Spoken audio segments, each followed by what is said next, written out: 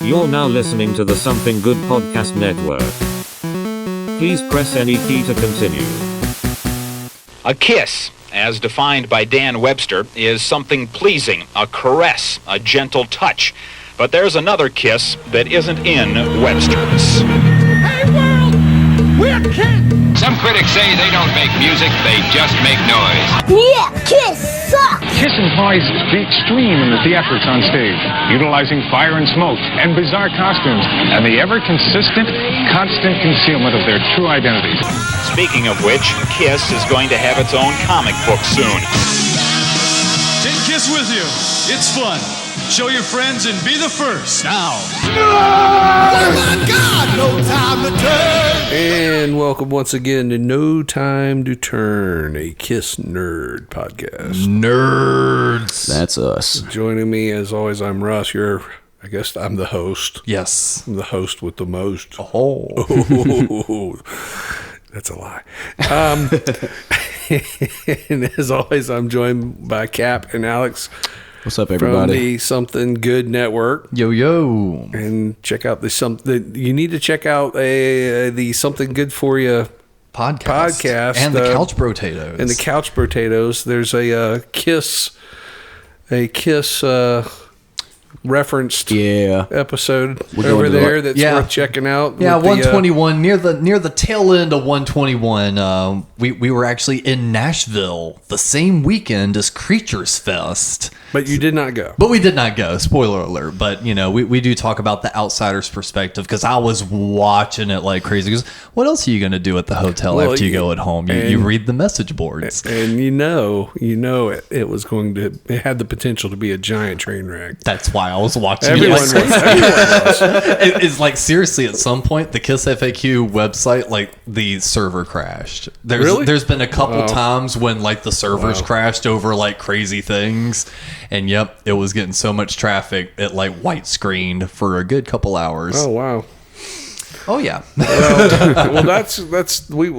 Check out the Something Good For You episode. What number? I think it's 121. Yes. 121, if y'all are interested in hearing any of that.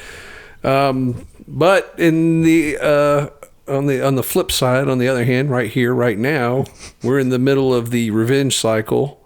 We covered the album Revenge last episode. If you haven't heard it, go back and give it a listen. See if you agree or disagree. It caused I knew it would cause a little bit of a reaction. But we're going to talk about the Revenge tour and other stuff that's going on in this year. This is we're into 1993. Well, I guess is this all 93? How far back do we go back in? Well, actually, it goes back into the spring of 92 when the album comes out. Mm-hmm. Right. So because we mentioned that they kind of started off doing a handful of those small little club dates. They do the club dates. Their manager, Larry Mazer, has decided to do a promotional tour, and I think I mentioned this in the last episode. I can't remember. It's a good recap. I don't see, again, how this doesn't risk signaling to promoters that Kiss aren't now club level. That's got to be a risk. If you go and do club shows, that's always seems like a death knell. It's like, we're going to do special club shows. Well, the idea of it was supposed to be like a warm-up tour or something like that, right? Yeah, I get it. I understand that. But from a promoter perspective, I might see that and go, there has to be a healthy cynicism that looks at that and goes, oh yeah, special club tour, whatever, I'm sure there was a sentiment of that somewhere along the lines, but I don't know, maybe at the same time, and maybe because I'm in this mind frame because of what they do within the next couple of years, maybe they were putting it out there as like an intimate touch with the fans before they do the big thing. All that's ostensibly what that is. Yeah. I'm just saying from a promoter perspective, you run that risk of just looking like, okay, it's a step backwards. Yeah. And they're always very careful to not give up their arena rock status. It's interesting that the set list on these shows a lot of classic largely are makeup era songs, which they had largely eschewed. Is that the word, eschewed? Am I saying that right? Somebody somewhere is going, that's not how it's said. It's a Kiss podcast. What do you expect? So the songs they just like, all through the non-makeup era, they had tried to skew the set list to non-makeup era music. Mm-hmm. Now suddenly you start seeing the rotating back towards what I would call the classic Kiss. They go to Europe in May. Again, this is 92. I said 93. I was wrong. Using a scaled down version of the Hot in the Shade stage. Mm-hmm. And all of this and it's also in smaller venues. And all this allegedly for promotion. Like for instance, one is at on May 2nd at Center Stage Theater in Atlanta. Okay. And Cap, you and I have walked past Center Stage before. Oh man, I couldn't tell you where it is right now. Off the top of my head. It's pretty close to downtown. Center Stage it's larger than a club. Have you been there? Have you ever been there? Yeah. Okay. It's theater size. It's theater size. But still, imagining. Well, actually, I don't know what the capacity is in that room. It's probably not that great. I saw Ace Frehley play there. It says reported audience 1,100 sold out. Okay. Well, okay. Yeah. Well, that's pretty good for a theater. Still kind of club size, but yeah. But it has like arena style seating. Mm-hmm. Okay.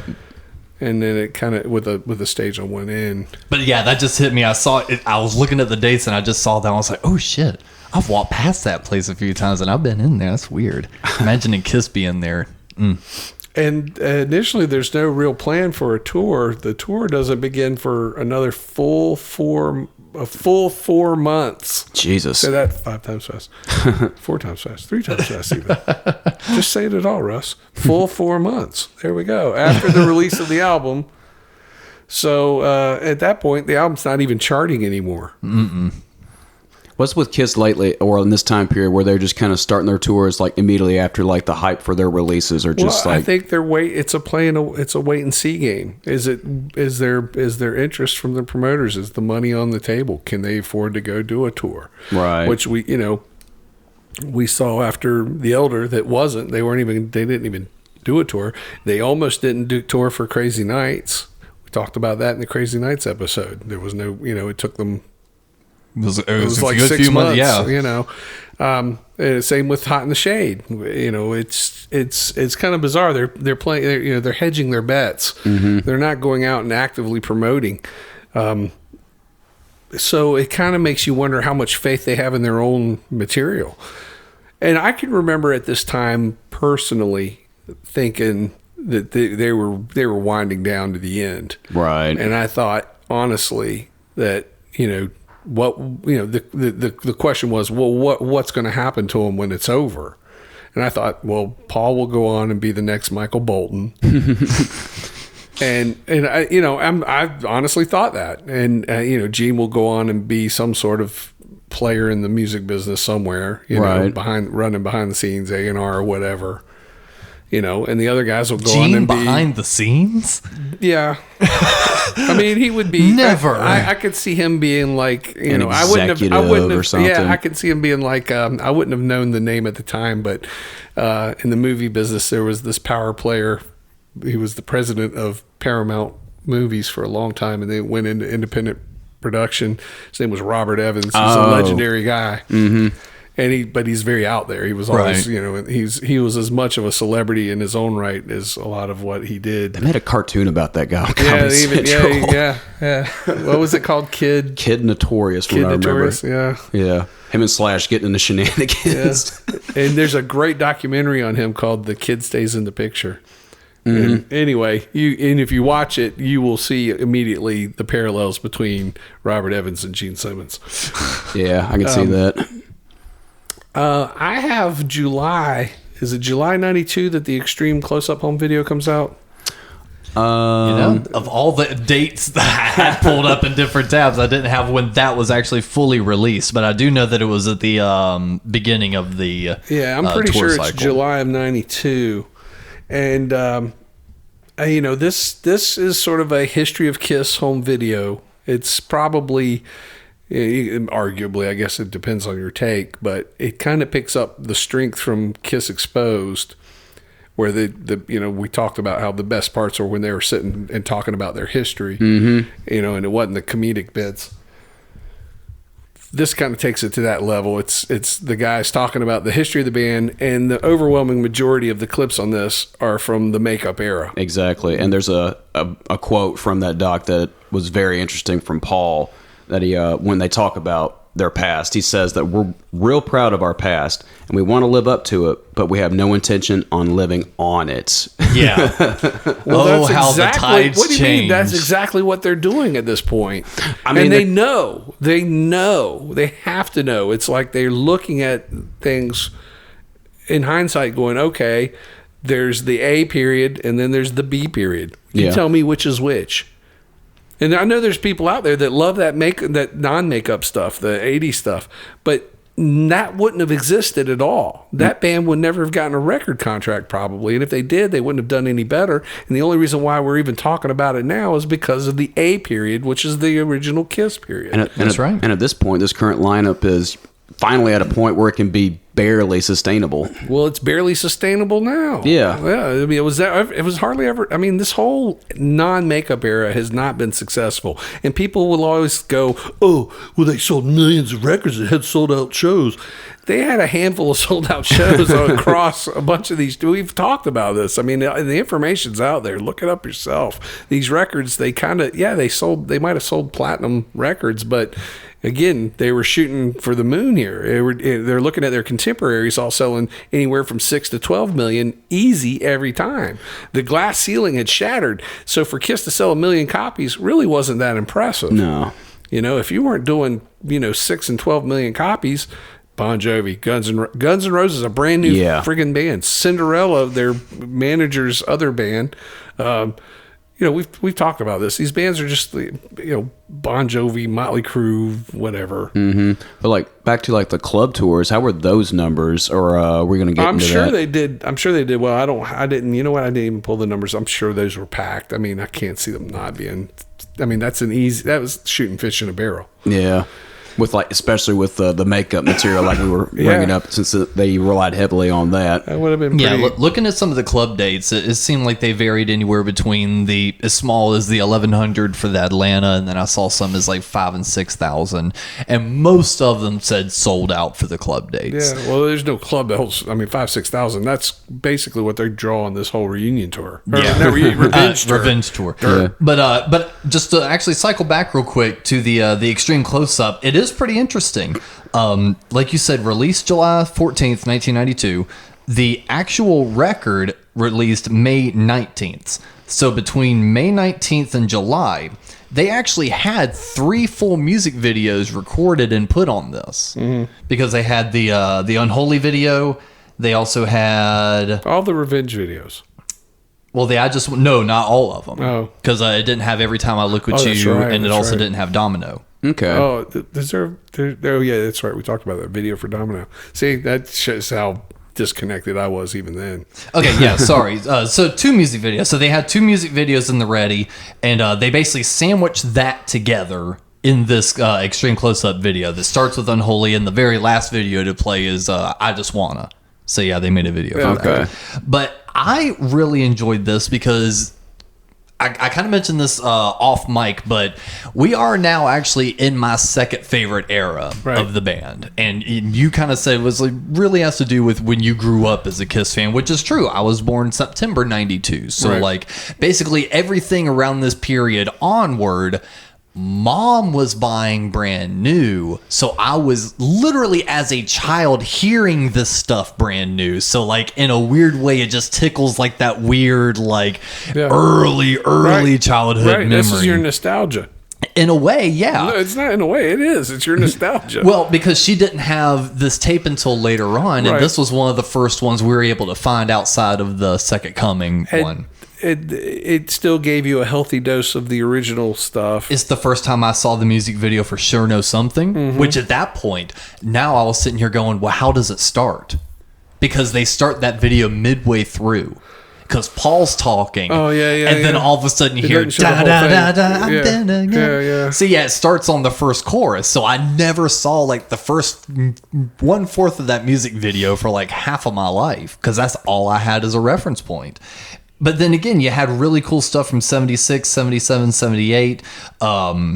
And then it was also cool because they had the Love 'Em, Leave 'Em, and Hard Luck Woman music videos from the 70s.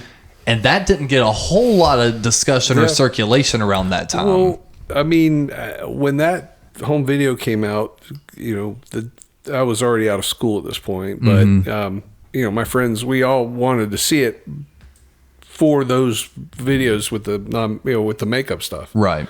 That was the whole appeal of it. The rest of it, it was like fast forward. I don't know. I like watching kind of the interview portions. I was going to say the narrative interviews are cool. Especially, they're cool, but especially because like Eric Singer just talks so much shit. I love watching him interact with Paul and Gene. Well, no, that's confidential. But which one? Interacting with each other. We're talking about Extreme Close-Up. Okay. Yeah. Thought we did like Keep up, man. Well, I thought we did. We talked about that too, but also no, we haven't discussed that at all. Oh, okay. See, I watched that one a while back, thinking we were going to do an episode on that. But yeah, that gets released at the end of the interviews. The thing that I remember about those interviews is, Paul has the classic line about, "You listen to Emerson, Lake and Palmer, not me."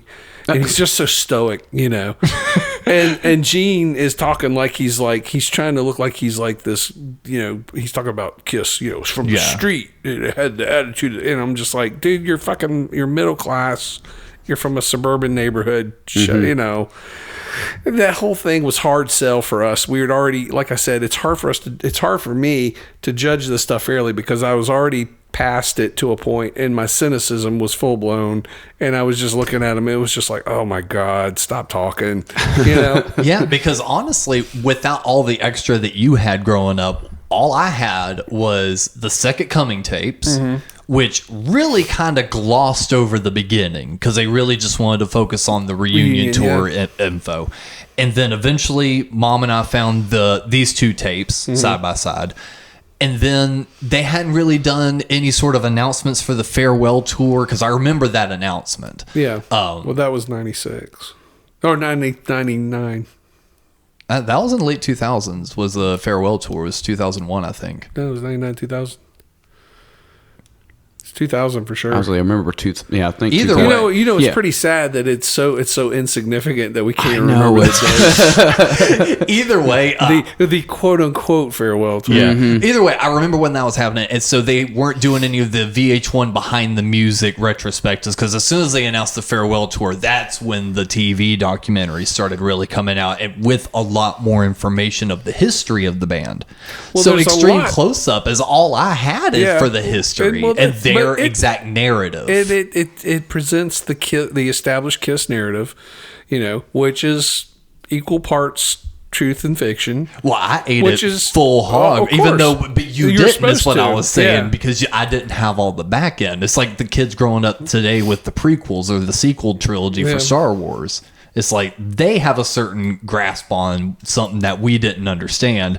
This was my gospel growing up. Right. So that's the whole, but that was the whole intent of that is to establish that as the gospel. Right. It's which is right and fair. If you're telling your own stories, Charles Bukowski, hey man, I'm the hero of all my shit. Prince Legend, right? Well, I think even on an important note, I think a lot of the things they kept repeating throughout the years kind of started here, like the Ace showing up with one red sneaker, one orange sneaker. That probably is true and all that. That's, to me, stuff like that is endearing and that's part of the color of the story. But you also have to realize they are creating a story. Well, of course. So it's the first time they've written that passage of the story. But I'm okay with that. Where I get sideways is when they start trying to act like they were, like Gene's trying to act like he was some sort of tough street ruffian. And, or, that's kind of corny. And then when they start shitting on Ace and Peter, which may be rightly deserved, but I'm kind of like, I'm from the pro wrestling school of kayfabe. It's like, man, don't, keep that in house. Well, it is Extreme Close-Up, so I mean, it's supposed to be kind of like a revealing look of the band. I tell you, that's the other thing I remember from that video most is they talk about the breakdown of the original band, and and this is fair because there's some video, and they're walking to the stage from the backstage, and it's like Paul comes out, Ace comes out, and they're kind of looking up, and you can the camera is from high above, kind of. Right. And Gene is leading Peter by the hand, and Peter is completely out of it. Yeah. He's literally leading him by the hand. And Peter just looks like a sulking little kid. Yeah. You know, it's almost like his dad's like, come on now, Billy. Let's go play our rock and roll. Oh, it's adorable. And I can only imagine what that set must have been like, because, you know, there were some bad shows on the Dynasty Tour. And it, like I said, that criticism that Paul and Gene have is probably well deserved, you know, of the other two. But I'm sure, like, But I don't want to hear about it. Well, It's it was tiresome. directed by Bill Bowman and produced by Chuck Mitchell. So one of the two of them probably had to have picked that stock footage to put there. Well, yeah. I mean, it's actually the extreme close up video is actually really well made. No, I loved it. It's to me, I like it way better than the exposed home video. Even though I think some of the the makeup era stuff that they chose for the exposed was better than some of what's in this, because there's not full clips in this, and I think there's some, but there's a good bit. There's a good bit, but there's stuff that it left you wanting more. Oh, absolutely. They did definitely kind of like weave the conversations in and out, which is also what kind of made it a cool narrative, because maybe you would get like 3/4 of like, let me go rock and roll. Yeah. But then by the time they're, kind of wrapping up the solo, you'll have Paul, boosting in, Voiceover, and Ace would not come in. Yeah. But that comes out right at the before the Revenge tour starts. Yeah, right before the tour. So they've got the album and now this home video. Which is also interesting to note. Maybe they did this because they waited so long to do a tour for the record. Because 92, early 90s, especially in the late 80s, VHS players, the middle and upper class were already kind of purchasing. And then I'd say maybe by the mid 90s, even lower class families were able to really afford. Like the technology the was. home video market was huge. So they're just touring to sell a VHS. It was certified platinum. Yeah, but what is platinum for VHS sales? Oh, you got me there. That's not the same as record sales. But I'm sure it was. Probably, my pause wasn't me sitting here going, "Well, you move." I was seeing if I could actually see exactly how many copies were sold. Here's the reason why I asked this. That is something we should look up. Maybe we'll have this for the next episode. But that's interesting, though. If platinum is, 500,000 sold for video, that would be gold for a record, right? But if they haven't gone gold on Revenge, which I think it has since. I can't remember. We discussed that on the last episode. But think about that. This home video sold as many copies as their record did, which usually is not the case, which just goes to show that there's more of an audience for this. I would say for the makeup stuff. I was about to say a lot of old Kiss fans are buying. But these. I don't know that 500,000 is the right number for this video. Right. So. Well, I imagine it's still not a small number by any means. No. I mean, the only thing I'm able to pull up is platinum is still 1 million for a video. Yeah. Well, then, if that's true, they way outsold the latest album. I mean, this is at least what I'm seeing there. Yeah, it may well be true. Then that must be it. He's looked it up. I mean, someone else can correct us, but if that's accurate, then this home video blew the hell out of Revenge, which that's crazy. It's not crazy. It totally makes sense. Which just goes to prove my point that the Revenge was not a comeback album of any sort. And if anything, what was the comeback? This home video. Yeah. Because you got people talking about classic hits again. And we're going to see there's going to be a concentrated movement towards that, towards that reflection. Does that make sense? I would say the seeds were planted with Gene and Paul putting on the makeup and the one video and little things here and there. I don't even know that they're planting the seeds. I don't think they have a whether it's intentional plan, or not. But I know that it seems like they're so desperate to kind of to maintain their relevance, and they're realizing that their relevance only exists in the context of the original four with full makeup and costume, and that drives the fans of the non-makeup era crazy for me to say that, but it's just a fact. You can't deny it. This band, they would never have any of the attention that they got had they not had that foundation to jump off of. Otherwise, they would be just in the also ran. Even if they had gotten a record deal, selling the numbers that they sold with the arenas that, with the tours that they had, they would have been in the also ran. They just would. They would not. We still, again, we talk about their contemporaries being so much more successful, not just more successful, so much more successful. Kiss weren't even a blip on that radar. And I'm sure. And actually, side note to even kind of work on that, I'm jumping between tabs, really looking up different numbers of things. It says right here, the group though it failed to re-establish the group back into the mainstream and its sales were equal or less to its predecessors, ultimately only being certified gold on July 20th, 92. Yeah. So it only went gold. Right. Revenge. Yeah. Yeah. And I'm sure folks were going to see Kiss, not excited about new material at all. They're going there to hear Rock and Roll All Night or Deuce and these classic songs. Well, they're going to hear now stuff like Love Gun and I Stole Your Love and I Was Made for Loving You and Parasite, a whole bunch of stuff that you were never watching you. Watching You and Parasite? Yeah. Like, whoa. Like watching You's, I'm surprised they were pulling that one out. But, I think they're gauging the fact that they have this hardcore fan base that exists, that grew up from, that were my age, basically. Mm-hmm. People that were now in their early mid-20s that had been, young preteens probably in 78, 79. That was their little, that's where Kiss had planted the fan base for their long-term success, not even realizing that was what they were doing, which is part of the reason why I've always countered that they could have maintained the makeup persona going forward. That's open for a lot more debate, but but they didn't. Anyway, the first date of the Revenge tour is in Bethlehem, Pennsylvania on September 30th. Like we said, this is many months after the album is already charted and this gone. is the first club date or the first? No, this is the first. No, this was a rehearsal date, September 30th. Okay. Is it a rehearsal? Okay, well, what? Yeah, what? Stabler Arena, October 1st. Okay.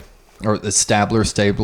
E makes the A say the name. Well, the attendance average on this whole tour is about $5,000 a night, which is not no. great. This is actually worse than the opening acts, Faster, Pussycat, and Trickster. And those are kind of like the B level groups of the time. Even then, it's like this is 1992. The grunge thing is starting to pop. What is going to be the appeal of Trickster, Pussycat, and Trickster?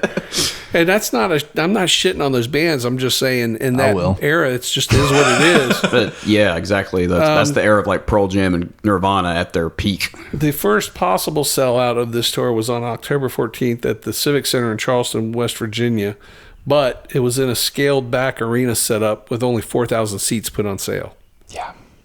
Jesus. Anyone that I think anyone that's been to an arena show understands what the scaled back is with the drapes. They drape out half the arena, or they'll drape out the second level kind of thing. Yeah. That's where else gotten to be a pretty common thing, and they just don't put those seats on for sale. So you can technically still have a sellout, even though you haven't completely sold the building out. Does that make sense? You know, another place that was set at a half house. Charlotte Coliseum. Yeah, we'll get there. But before we'll do, I think it's interesting that on October 21st, they had a date set for the Freedom Hall in Johnson City, Tennessee, which is a staple of the old Southern Tour circuit. And the sales are so poor that the promoter moves the show to the Viking Hall in nearby Bristol. Wow. Which is a high school basketball arena. And the final tally of attendance for that was 2,500. Have you ever been to Johnson City, Tennessee? Yeah, but I mean that was like I said, that was a stronghold for that Southern Tour circuit. It's not a big arena, but it's not a small arena. But I think you can get 10,000 people in that room. It was probably big in like the 70s too. That's what I'm saying. All through the 70s, a lot of bands played there. Mm-hmm. On October 23rd, they are in Charlotte at the old Coliseum. Which anyone that doesn't know what I'm talking about, I'm not even going to try to explain it. That's a whole other podcast, huh? The half house setup is set up for 10,000. That room that it doesn't exist anymore, but that arena had the indoor attendance record. Def Leppard did 23,000 in that place. And I think that record still stands. Wow. Because I don't think there's an arena in North Carolina that can do that anymore. But that was Def Leppard when they had the stage in the round, in the center. The snake pit. Yeah, whatever. I think Metallica does that too. Well, no, it's just like it was just a stage, right? It was set up in the middle. Yeah. And they again, 20, but here they've got it draped off 10,000. They draw 4,700. But so they only needed a fourth. Yeah, it's. I mean, That's the messed up thing. If you really did that quick math, it's like they only filled up a fourth of that space. This was the first. I told you after the Hot in the Shade tour, I walked out saying I'm never going to go see him again. Right. And I didn't go. Yeah. I had the chance. Everybody I knew went. A friend of ours named Eddie, who we all know and love, loves to tell the story of going to see it and how terrible he thought it was. Oh my God. I would love to he's hear. Like, dude, the drummer, the blonde drummer guy, he's wearing a mirrored ball, army hat, army helmet, yes, and playing harmonica. And it's just like, what? It's, I get it, but it's still, and it's just, whatever. He's talking about Paul going into Love Gun, talking about his Uzi of ooze. Oh yeah, I've heard that from and it's other folks too. You got to realize you're selling this to a bunch of jaded fucking 24-year-olds that are like, hey, this isn't working cool, for us, man. This is just Spinal Tap. October 27th, Fayetteville, North Carolina. Another staple of the old Southern tour circuit, canceled. Jackson, Mississippi, canceled. From lack of sales. They pick up St. Joseph, Missouri, where Paul takes ill and Gene tries to cover on vocals, and the show is, in Bruce Kulick's words, quote unquote, a total disaster. November 12th, Memphis is a sold out show, but Paul is sick and Kiss doesn't play. Damn. What? The other bands play. Trickster, which is Great White and Trickster at this point. Oh boy. Oh, well, that's an upgrade. Great White trading off of a cover of an Ian Hunter song. Mm-hmm. And Trickster trading off of... I couldn't tell you one Trickster nothing. song. I love that. Nothing. Yeah. There's no word on any money back demands if there were any. November 27th. Now, this is where the rubber finally hits the road for them. They return to Detroit. Detroit loves them some Kiss. Yep. Oh, yeah. Still loves Kiss. And they sell out the Palace of Auburn Hills. And that's on video. And Eddie Kramer is recorded to record the show, which is also professionally filmed. And all this is later released as a Live 3 in the Kiss Confidential home video, which we will get to here momentarily. Let's go ahead and get through the rest of these dates. Is that cool with y'all? Yes, sir. Yeah, well, one thing to mention, though, especially when we get to Alive 3, which is the kind of the meat of this episode, mainly because we did episodes on Alive and Alive 2. We got to do it here. They also recorded the sound check here, where they recorded Creatures of the Night twice, Deuce, I Just Wanna twice, Unholy, Parasite, Heaven's on Fire, Domino, Watching You twice, Higher Than Hell twice, and Firehouse once. That's not a sound check. That's a whole full nother set. Yeah. I mean, that's a lot. Yeah, so just kind of make note of that. Yeah, because I want to come back to that. They've got strong attendance in the Midwest and all their old strongholds, Indianapolis, Cleveland. However, December 2nd, Green Bay, canceled. The date was picked up in Madison, Wisconsin, and the attendance is only 2,000. December 7th, Casper, Wyoming, canceled. December 13th, Spokane, Washington, canceled. God. December 16th, Sacramento, California. There's no attendance figures reported, but according to Derek, I can't say this guy's name, Sherinian.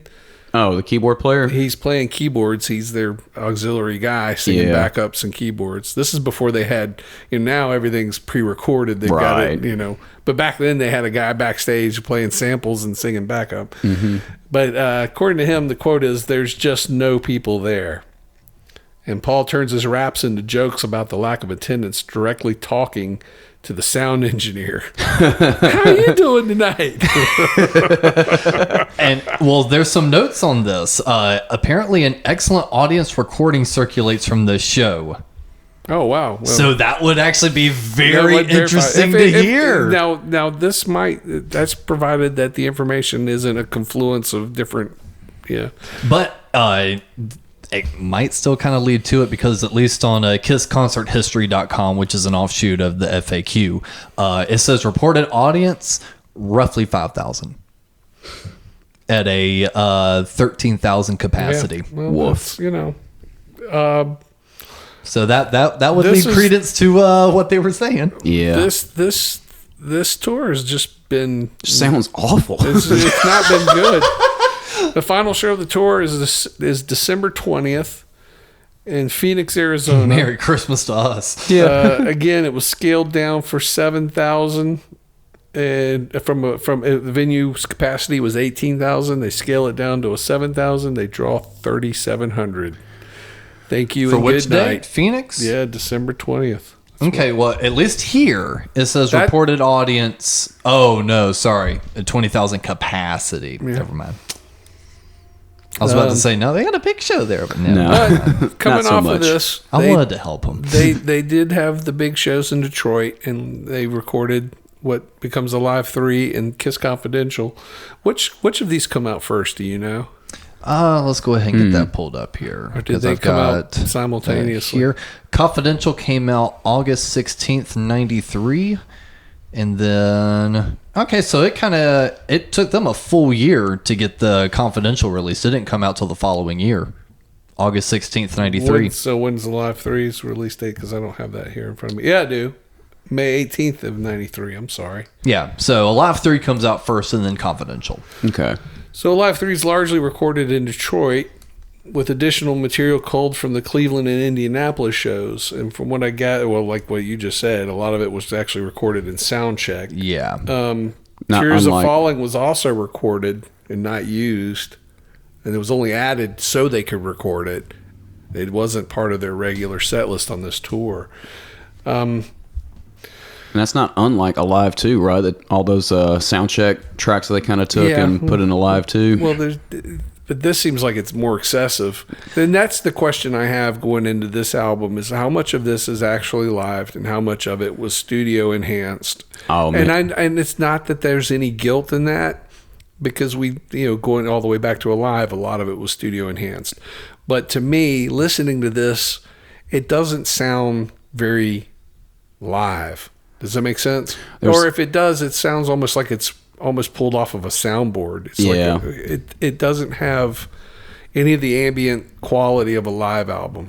Especially when you hear transitions like when Paul does that beginning rap on Heaven's on Fire, where you hear the quality of the vocal just shift between his rap and the beginning of the song.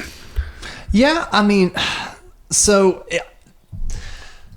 again, liking this era, I have just out of just pure enjoyment listened to a whole lot of bootlegs from this era. There's definitely doctoring, but I would say Again, that's okay. yeah. But I was gonna say, to the amount I feel that the original Alive was, Oh, yeah. I almost feel like Alive 2 might be a little bit more manufactured. I feel like they kind of took the thing of at least using a lot of Eric's drum tracks and redoing a little guitar and completely redoing all vocals. Yeah. Every vocal on Alive 3 has to be redone. Those None of the vocals on that live here's- tour was here's- that strong. No, because they're pretty strong on the live record for sure, especially the harmonies. I listened to this. I actually listened to this twice. And wow. and I wanted, but I was trying to be as objective about this as I could, because, like I said, I don't know if I can fairly judge this after I had already turned the corner on it. But I do remember hearing this when it came out, and I have a clear memory of where I was and what I was doing listening to this, and it left a negative impression at the time, and I wanted to see. I wanted to listen to it with fresh ears and try to give an idea. And I think part of what turns me off on this I don't think the performances are bad. It's not I don't like that super tight style that they've got now. You know, I think because Eric Singer's super tight as a drummer. well, they're dialed in, but you know, it seems like, you know, I miss the quality of the guitar tones from the classic stuff where it's basically one Marshall fed into the other, preamped into the other, and that's what you got. This is fed through a bank of God knows what, processing everything down where it's like processed cheese. It's like, this is Cheese Whiz Kiss. It's like, you know, it's like, it doesn't feel like it's got any energy or spontaneity. No. There's no excitement here. Okay. It's played competently, probably better than, quote unquote, better than the original band, but it just lacks any real sense of excitement. And well, I see what you mean there. It sounds like a cover band. I'm in a similar boat on that. Sorry, I didn't mean to cut you off. No, you're fine. You're fine. I was going to say, well, where I was when I first heard material from Alive 3, when I was becoming a Kiss fan, I was curious to hear what they sounded like in the 80s, playing songs like Deuce and Rock and Roll All Night. They would play these tracks on a radio station. They would have a segment called The Good Night Kiss that we would stay up and listen to when we were kids. And they would play the 80s rock and roll all night. And I just remember just hearing the drum breaks that, you know, were so different from what Peter was doing, and hearing the guitar solos that would be mildly different from what 80s version were they playing? Oh, not 8, you know what I mean, late the Revenge tour. It was the Live 3. Yeah. That was my first. But that was my first exposure to that era of like Bruce Kulick and Eric Singer, and just not feeling, you know, even what they were playing. Even though we're in the 90s, we still refer to this as the 80s lineup, because I know, that's why I was sitting here after a minute. I was like, wait, what bootleg 80s version were they playing? No, it's just because this is the 80s lineup. Even with Eric Singer, even though we're in the middle of the 90s. Yeah, no, even though Eric Singer was never in the 80s, he still looked at to me as part of that era, and it's, you know. But to your point about how great players that Bruce, as great as Bruce and Eric are, there's just something about the vibe that just didn't click with me at all when I heard these versions. Even though they are playing them tighter, there are just moments like even today when I was watching some live footage from the club dates with Bruce Kulick, he would go into the ace solos, and I would catch myself saying out loud, just boo. It doesn't have the same feel. Okay, well, real quick. So one things you were talking about with feel was you missed the sound of the original Marshall amps just getting plugged in, crank it up, and that's the tone you got. So if they got that tone with the Alive 3. Well, it's not plugged into a single. It's one Marshall fed into another. Okay. You couldn't do that even with the JCM 900s or 800s that they recently. That's fine. You know what? Bob Ezrin shows up that day and goes, you know what? No, for this live record, we're going to record it like we did back then, and these are the amps we're going to use. Would you have liked the record better? I don't know. That's what I'm saying. It's like, I was going to say, you have to get out of that production mind. But that's the problem. What I'm saying. I can't tell if it's just the production or if it's also because that was the industry norm then. I was really the standard. feel it's the production that's messing it with you. That's why modern rock does not appeal to me after that point, because it became so processed. The guitars don't sound good to me. I'll even, let's go out of timeline here. We'll go to the next, which we'll talk about in the next one. But when Anthrax covered She, and my brother listened to it, and he was going, man, that sounds great. And I thought it sounded like dog shit. It sounded like Wicked Lester She played with a distorted guitar. It had no power, but you're nothing. Talking from a musician mind. All you're listening to is tone. I wasn't a musician. I'm just as a fan even in that time. Right, but the thing you liked as a music fan was the guitar tone, because again, you were still liking stuff like the MC5, where it was like guitar tone out the wazoo, you know? That was the kind of stuff you were liking. So when you hear something like this, that is a lot more compressed and processed, you are a lot more quick to dismiss it. That's why I wanted to go. Yeah, if they had recorded it the classic way with this performance. I don't know. Because honestly, my only negative about this live record, and I liked it when I was younger, I don't like it now, is Singer does overdo it a little bit with the kick drum. Yes, he does. On some of the songs. Just like all 4 beats on a lot of songs. That's a complaint that leads over to when he plays with Alice Cooper, too. Yeah. So he is a little extra on the kick, but that's really my only negative, because there are certain solos that Bruce does classic-wise that do not work, but some of them do. Like he did an alternate for Rock and Roll All Night that eventually Ace started playing. Like, he kind of ripped off Bruce's alternate solo and kind of started implementing. Or when they started doing Lick It Up the way they do it on Alive 3 too, with like the current incarnation of Kiss. Yeah. So they really were doing some cool things. And I will say, man, especially listening to like some of the Hot in the Shade bootleg stuff right next to the Revenge bootleg, Singer does do a better job with the classic material Then Carr did. Because even something like I Stole Your Love, Right. I remember listening to and I think it was also because Eric's head probably wasn't in it as much anymore, and he wasn't feeling good. Yeah, Carr, because Carr's head wasn't in it as much anymore, and he also wasn't feeling good. I'm sure that also had something to play into it, but he was a good heavy-handed drummer, but there's a certain swing he's that got he a just swing couldn't. that Eric Carr doesn't have. Exactly. Eric Singer does have. I have that in my notes. I said this really gives Eric Singer a proper introduction, as the album has him on a cross section of material from all eras. Yeah. And I personally feel his style is better suited to the band than Eric Carr. And that's not the shit on Eric Carr. Not at again, all. You know, it just. But I feel But like I he's still feel like it's probably still a little too academic.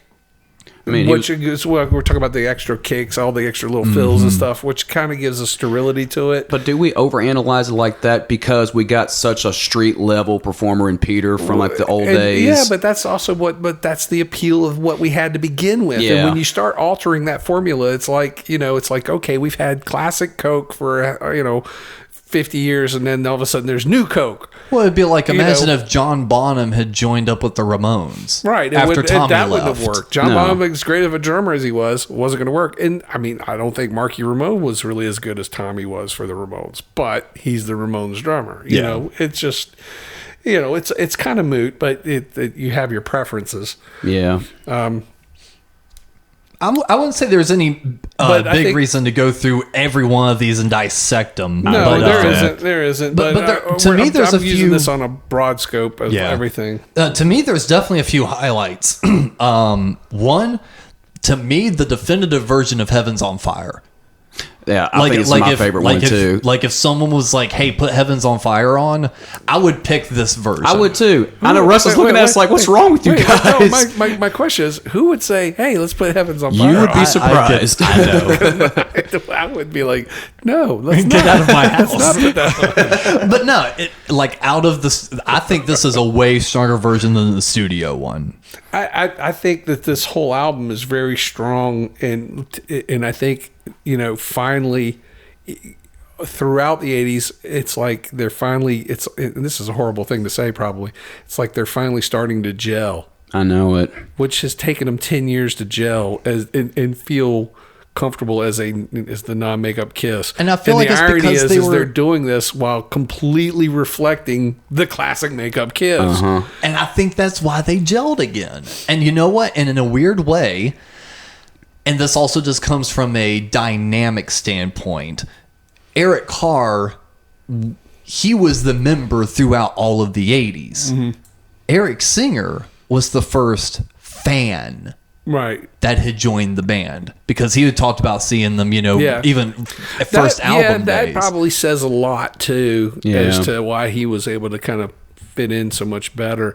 Eric Carr wasn't a fan of Kiss. He wasn't really a fan of hard rock. I mean, we talked about that in previous episodes. His favorite was Howard Jones, and he liked dance music, and he came from a dance music background, which is fine. So Singer was a fan from the early Singer 70s. had seen them in the 70s. So, this album was released on May 18th, 1993, according to the notes that I have. Let's talk about the packaging, because that's something I do remember compared to the previous two records. And, this is part of an established everything, you know, and now you're coming in with three. What's with this lackluster packaging? But to be fair, who really wants an Eric Singer lick and stick tattoo anyway? We can only say this, but from what I understand, there's a lot of like typos, and there's a Kiss family tree that's like wrong. Yeah. So I remember. To your point, was this even released on vinyl? I was about to ask. All This right, is the CD so generation. Let's rewind a little bit. Shout out to one of our listeners, Jeff Williams. Yes, Revenge was released on vinyl.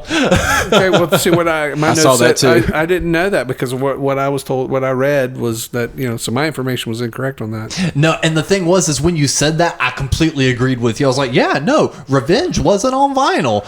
And then I started sitting here thinking about, I was like, wait, Well, I remember back in the day wanting to get it because I could only find old copies on vinyl. Man, Shit. what we ought to do is have a segment called Corrections, but with a K in Kiss font. Look, I've stated this from the outset. We aren't experts here. True. If you're looking for like gospel, you're listening to the wrong goddamn show. But yes, it did get a vinyl release in the same date. Okay. So it peaks at number 6 the first week of June, which is it's following the same exact trajectory as Revenge a year prior. It drops out of the Hot 100 within a month, but is certified gold in October. But this record's been overlooked ever since. It's not exactly the debate is always which is better, Kiss Alive or Kiss Alive 2. It's never what's the better, Kiss Alive, Kiss Alive 2, or Kiss Alive 3, and even in the conversation. Never you don't is. even think about it when you have that. When we talked about the previous, we didn't factor in, there's also Alive 3. Well, talking about the lackluster packaging, honestly, I think because vinyl sales were so down in general, because this is mid-90s, Right. who's really Well, doing... So how are you going to make a CD special? Right. Well, that's true. So even if this was a big reunion thing... I think you could figure out a way to do something. Okay, well... I've been trying to do that for years. Well, when the reunion happened... Ryko was doing like special CDs in that era, Ryko disc, and they had some kind of Well, I mean, fancy let's think about what packaging. Kiss actually did do. We don't need to do an episode on You Wanted the Best, You Got the Best, but that was a CD they released. What did they do? Okay, let's put it in neon packaging. Oh, yeah, Okay, yeah, man. Psycho Circus comes out. How are they going to make a CD special? We'll make the cover move a little bit. Yeah, 3D. Yeah, so no, not really. I don't There's think not a I don't lot you think can they do, were but you doing could- I don't think they were thinking that big anymore. I think after the 70s think about it, after the 70s they weren't doing that's special my point. packaging. That's the joke I made of who wants Yeah, an yeah, Eric yeah. Singer's tattoo. Yeah. I mean, they could have still included maybe guitar picks. Yeah. They could That have would have done- been cool. Would have been something they could have done, but I mean, it just Black picks, seems red font. and they do a lot of promotion around this period too. I don't know that I have dates, and I don't know if I have all this in order. We'll start with the Arsenio Hall show, which was a good spot to land at that time. But do they play Revenge songs?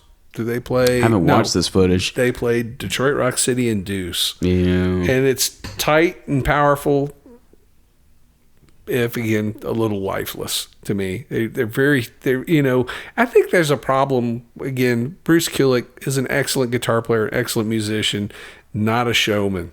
No. And, we've talked about that. Spruce Kulick was the nickname. Yeah. And it's always they even awkward to mention it. watch him play. It's just I don't know, but they appear on Arsenio Hall, which was a very highly rated late night talk show at the time. It was for a minute was a serious threat to the Tonight Show, which is impossible to believe now. But there for a minute, it was the advent of the early Tonight Show. Yeah, as short as of a run as it had. And it does nothing for sales. Then Gene and Paul make an appearance on the Howard Stern TV show. So this pops up in my feed all the time, but I haven't watched it I've yet. watched this This a is a couple tough one to times. watch because he just ridicules them for half an hour and they just sit there and take it basically. Yeah. The only time they kind of bite back is Howard was really kind of trying to stick him in a corner and phrasing something that happened with Eric Carr wrong. Yeah, they made jokes about Eric Carr and that's the one time they kind of puffed up a little bit more. There And was like, there was a look, misunderstanding there, and that's what they were trying to sort out. But the rest of it was, Howard Stern had no respect or admiration for Kiss at all. No.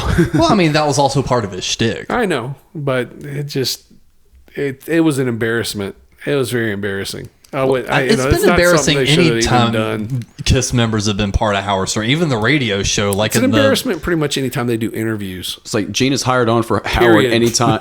Anytime Gene is hired on for Howard Stern, he's just poking fun at him. He's just roasting him. The pair also make an appearance, Gene and Paul, as presenters at the American Music Awards. I don't have a date for this. They present the best new hard rock artist. Easy for me to say. Which was won by Stone Temple Pilots. Interesting. So it's kind of like a, whether it was intended or not, it has this feeling of passing the torch. A little the old bit. guard to the new guard. I was just thinking that. August 93, the Kiss Confidential is released. Yes. And you got stuff you want to talk about this? Because I think at this point we can kind of talk about Confidential and the stage show at the same time, because at this point they get a brand new stage. Last stage was the Sphinx, which they did recycle a little bit during the Stinks. Which they did recycle a bit at the beginning of this tour, overseas. Which one little interesting note was during and this is minutia out the ass, but it was something I noticed being weird. During the Hot in the Shade tour, when God of Thunder was being played, when Leon would open his mouth, he would use the nickname of the Sphinx, in case anyone did not know. Oh, come on. It's a Kiss Nerd podcast, and they've gotten this far. Well, if they don't know... That, I don't think. Okay. Leon the Sphinx. Yes. When Leon opens his mouth, you see the little waves, and he says I'm the Lord of the Wasteland. Right. It was always off time because it was like a pre-recorded digital audio thing. Mm-hmm. This version is when you start having Gene's vocal coder changing it. But at the same time, the Sphinx would open up and you'd still hear, but Gene was the one doing the I'm the Lord. So interesting tech thing. First time on this tour, early on, is when we start getting the vocoder that we would see during the reunion era. Do they play that on the Confidential video? On the Confidential video, no. But every so often, they would play God of Thunder during the set, which I found pretty interesting. But the Confidential video kind of was the... It's kind of messed up because to talk about Confidential, we have to reverse back just a little bit to the Hot in the Shade tour when they were recording Exposed Volume 2. Which never got released. It never got released, but Exposed Volume 2 was going to be a little bit more tour diary, where they were going to go on the road with Kiss, see them doing press, see the way the show looked, which is basically what Confidential turned into. Yeah. So it just seemed like they recycled that idea a couple years long. I liked it because my favorite bits on it was Eric, Gene, when I brought James up was earlier. Talking Eric and Gene just biting at each other. They are just shit talking each other left and right. Eric is the new guy and is already fuck you, Gene, probably half the time. He was the new guy, but you could tell he was running the ship a little bit. Paul was staying away from things. Bruce was still just, manning it. But Eric already had Gene around his finger, was we're doing this. It's Gene is a fucking slob, doesn't pick up after himself. Just dressing him down. And Gene's just yeah, kind of.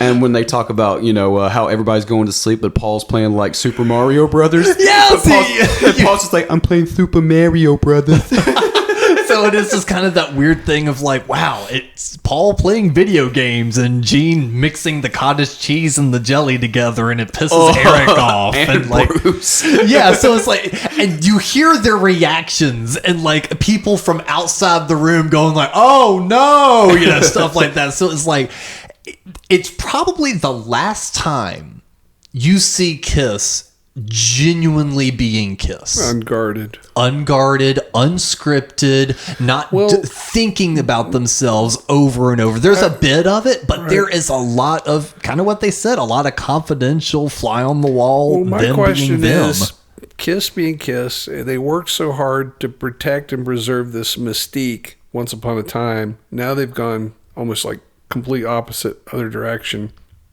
Let the fans in. Was that really a wise decision on their part? Because I think I'm a very firm believer in less is more. You know what? I genuinely think if they had done the convention tour and that Alex guy that was part of Coletti MTV, or whatever Alex his name is. Coletti, yeah. If Alex Coletti had not been to one of those conventions, saw it, and went, hey, why don't you do an MTV Unplugged and get Ace and Peter back and do it? If that little conversation had not happened, I genuinely think they would have convention toured themselves to the end. Yeah, I don't know. That's a good point. Which That's at this interesting. point, now would be the time to start letting folks in. Now is the time to start telling the history. Yeah. Now's the time to release a really big book with all the old stuff. Now's the time to release a tribute album. This does feel like the wind down. Well, yeah, and what's interesting to me is like if that is at all in their head, which we don't know, we can only speculate. Pure speculation. But if it were, it seems like at least they're designing it. Whereas we talked about post 88, 89, where it was very obvious they were like scrambling, and it seemed like the only thing that brought them out of it was that miraculous resurrection with a new record deal with a record label, which still boggles my brain. But that seemed like to me the very closest they came to being over, more so than this time. But like I said, they might be seeing it as like, oh, let's engineer this so we can go out with something. Yeah, and I mean, and not to jump ahead, but it's like, what did they do even as a press tour for the following years? All acoustic stuff. Anytime they did a press thing, anytime they did a performance, it was acoustic. Yeah, I think there was a part of that though that and to me that really says winding. I mean, yeah, they were talking with the trend because the indie acoustic rock stuff was really big in that mid 90s era. So yeah, they were kind of looking at the trend at the same time, but also I really think that they pivoted after MTV Unplugged. After Unplugged, they went, oh shit, hold on. It might not be over. There's there's gold in those hills. Because what did they do directly after that? Tried the album. They did a reunion. Well, that's what I'm saying. They did the reunion, but what did they do immediately after that? Well, they were let's try a record. Well, they were already in the middle of that. Mm-hmm. And then, okay, now we're getting ahead of ourselves, but let's go back to this exposed or what? Excuse me, confidential video. Yeah, you were talking about the stage. Yeah, so the stage show this time around, we get Lady Liberty, and like kind of like it's almost like a apocalyptic escape from New York kind of. Yeah. And what did we say was also similar to that? The Destroyer stage show. Well, you know what this reminds me of, actually, to me, it's and this goes to show that Kiss aren't leading, they're following, because this is only a couple of years after the Injustice for All tour. That's right. Which had a very similar. They had the Lady Justice. Mm-hmm. And it and a lot of stage props, apart, and the stage lights that fall, and the whole. I mean, this seems like a kind of a not very clever reimagining or just recycling, really, of that that Metallica stage. Bruce is playing a White Explorer knockoff. Well, man, you know what's messed up about that? So I like Metallica. Right. I don't research and obsess over them like I do Kiss. Right. It's kind of weird you mentioned that because I don't know where I can cite it from, but it was either Gene or Paul said something around that time period, them trying to out Metallica. Oh, that's hilarious. Yeah, well, that wasn't going to happen. No, it wasn't. But that's kind of an interesting choice of words now that you've kind of drawn that line between the two. So I wonder if that was something genuinely on their mind. Because think about what Metallica was doing at that time, too, is the load and reload stuff. So it wasn't this was before that. This is 93, so this would have been... They're still probably riding high off the Black album. Okay, well, Garaged also, yeah. That was 96. The double CD thing? Yeah, that was a collection of everything that was recorded. So they're still, but they're, but that Injustice for All tour had only been a couple of years prior. It was 89, 90. So you're seeing, you're just seeing that. It just seems logical that that's what it's coming from. So I think I think fans are very cynical towards that. They're seeing that and going, oh, well, we've seen this already. Well, you know what they haven't seen? Local strippers on stage every night during I Just Wanna. I guess. Well, no, take it off. Take it off. I guess we got to talk about that. Well, of course we have to talk about that. Now, preteen Alex watching this on videotape. I'm sitting here going, they're living the fucking dream. Yeah. They're playing guitar, they're rocking out, and they got girls bouncing their boobies next to them. Oh, this is fun. This is fun for the audience. This is fun for the band. Wow. How awesome it is to be in a rock and roll band. 30-year-old Alex rewatching these videos from a single cam without editing, like, bootleg versions, because watch it on Confidential, it's exciting. All the cuts, all the different women, all the crowd cheering. On Confidential, it looks fun and exciting. You watch the bootleg, we're out without cuts. I know, it's fucking hilarious. And it's just one single camera the entire time, and you're taking it in as if you were there. Right. Oh, it's so weird and awkward. You've just got this one girl half-ass lumbering around the stage, like acting like a dead fish almost, just kind of like doing the wave during some spots. And she's like rubbing herself up against things. It's just like, this is weird. But wouldn't they just go around to just local strip clubs and just like pick whoever? I'm sure they had nothing to do with it. There was somebody that... Yeah, they had a guy. There was a Gene wrangler. and Paul weren't going to the strip club going, Paul, you. They never probably met these girls before the show and probably didn't see them after. Right. Well, Gene, maybe, but who knows? I'm sure they're on. But like you were saying, I can see them just kind of going like, "Oh, okay, well, she's whatever." But again, just watching it now, it's so awkward. Like, it had to have been so weird. That's a band trying to be real hard to be Motley Crue still, or like trying to be one of these '80s cool bands. As fuck. In 1993, when this shit is so passe. I will say, both the Hot in the Shade and Revenge era, Paul was finding any excuse to say the word fuck. Well, there's that on the LA club show. How are y'all fucking do it tonight? And that's how you do it too. You would always like exemplify and this is hard. the same group that fired Sammy Hagar for using the F word on stage in front of their fans in 1979. It's just so that's why I was so cynical towards all this. It's like the difference between Kiss, the classic Kiss, and the 80s 90s Kiss, lowercase ISS, is it's all pose, but the Kiss in classic Kiss had a reason to be posed. It was all theatrical. It was over the top. The Kiss without makeup, without theatrics, it's just a pose, and it just looks poser. Does it make sense? Especially when you see like one of these club dates where you see Paul in a T-shirt that just says "fuck" yeah, it's just and mesh on top of it. It's so convoluted and stupid, and I keep coming back to the word convoluted. I can't help it because it is. It's like, come on, really? Now, okay. Let me also ask this. I'm not buying it. Is all I'm saying. Go ahead. Here's the problem. I buy it, unfortunately, and this is what I think.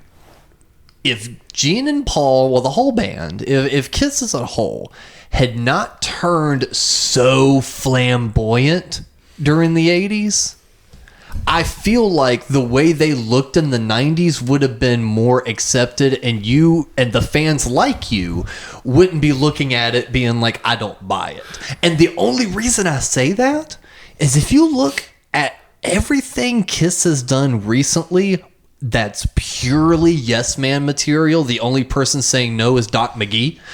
Everything with Eric and Tommy, genuine, like merchandise, tour books, ads, everything looks like Myrtle Beach gift shop stuff. Right. And they think it looks cool. Right. They like it. I genuinely think during the 90s, they looked at themselves and went, you know what, we're being our true selves. I don't. I think they were trying to be rock and roll. I think they thought this is what the kids wanted to see. I think that's what makes it so convoluted. It's like, Aerosmith was very popular at that time, and Aerosmith didn't do anything to. I mean, I feel like they were trying during the 80s, and now they were just going, fuck it. Aerosmith didn't try as hard, if that makes sense. I think I agree with that. Get less is more, and they were far more successful.